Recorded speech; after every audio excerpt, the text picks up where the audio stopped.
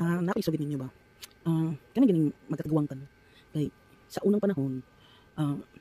dili man pod dali ko mangluod. Siyempre tao naman dali mangluod yun.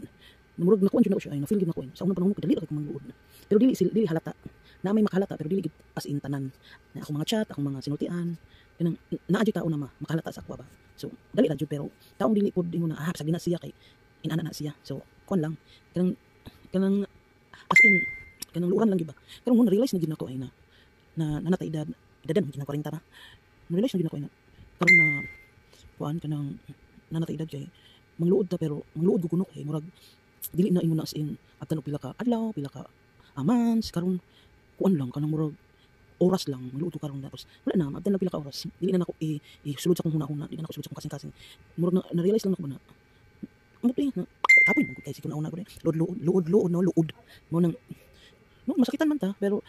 life must go on kung unsa man ang atong nabati di ampo lang nato mo nang karon na-realize din ako sa ko ang sarili na sa unang uran kay ko karon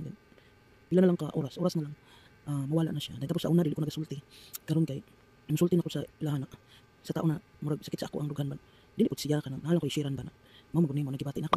na kanang dili na kayo big deal sa ko ang pagkaluuran basta mag-mature na dayta no nana na siguro ginaba na murag kuan ka tapos kuan kanang mauna na nimo mas bugat na nangluod ka na ikaw ra mas gwapo gito gaan ang imong pakita ay imong gibati kung ma-share nimo na kuan ba nangluod mo ko kay mo na sitwasyon mo nimo na mas gwapo gid ay na mangluod ka na imong isulti dayon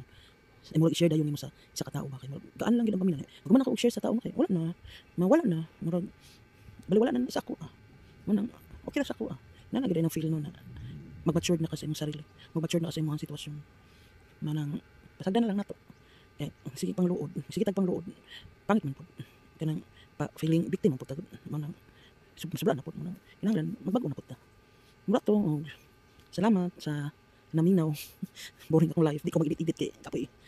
ako lang na share lang nako salamat.